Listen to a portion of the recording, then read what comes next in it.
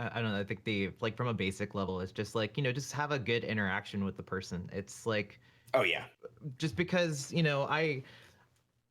I guess when I talk to somebody, I just want to have a good conversation with them. I don't know where it's going to go. And if it goes somewhere, awesome. But I don't go into the conversation like thinking that. And I guess this is really, applicable at like parties, gatherings, anything like that when you're meeting people at dinners and stuff like that. Just going into it without, I guess, keeping your expectations low. Like, because, you don't want to see the conversation go in one way and then all of a sudden you're like, well, this isn't going well, and trying to save yourself out of that. I don't know. I guess I just handle my cons differently than I used to. It's like I go there because not just for my friends, but also just for the good speaking experiences with the people that I either need to meet in the future, I'm looking to meet, or people that I have met, even if even if we're not close. Like, I see Hunter maybe at TwitchCon, but we have like a 5-10 minute conversation and that's it. I don't like expect to be like, dude, we're best friends now, right?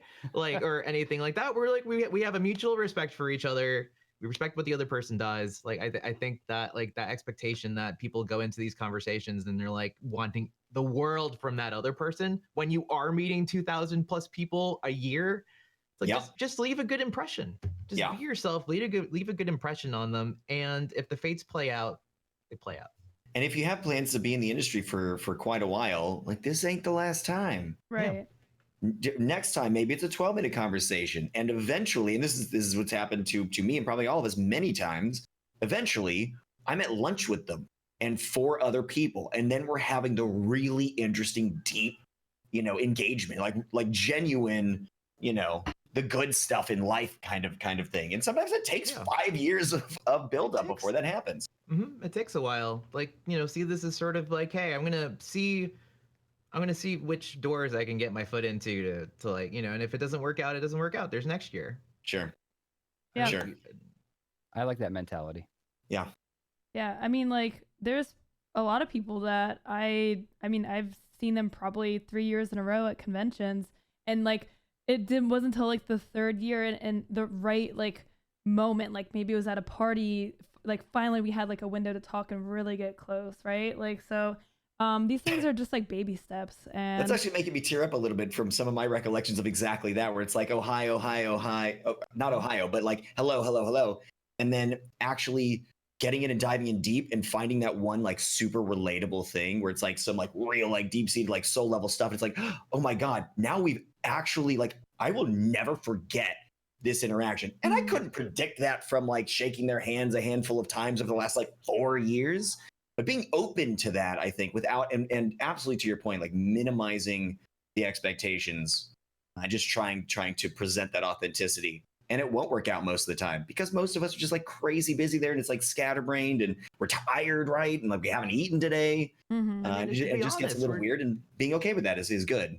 Yeah, we're all just looking for different things too. I mean, also true. Yeah, like Twitch is when you want is not what I want out of this. Exactly. When Twitch was smaller, it was harder because we all expected we were all streamers, so we're all the same, right? No, I think at this point, Twitch has gotten so big that we've been forced to find our tribes. And so we're finding the people and finding those people that are not just streamers, but streamers of either the same game, or that they have the same mentality, or that they're the actors, or they're the comedians, or they're the real people, the people that are one-to-one, depending on if they're on stream or not. So it's easier to kind of find those people, but you can't just like expect every person to be that. And I made that mistake a lot, going into PAXs and TwitchCons in the past, where I was like, oh, hey, I think you're the type of person that I think I'll get along with. And then they're totally not the type of person I would. So I do want to talk about that a little bit, but I'm not sure if Loco, if you've got like a list of things that you want to make sure that we hit on that. No, I actually just wanted to add that I think to what you guys are saying.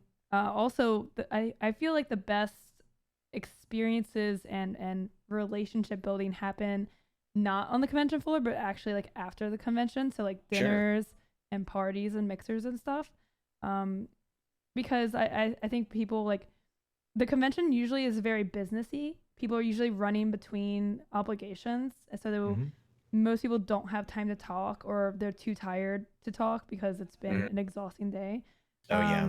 So being able to just like I don't know, just trying to get out after the conventions can be really awesome for meeting new people and actually like having good conversations with people.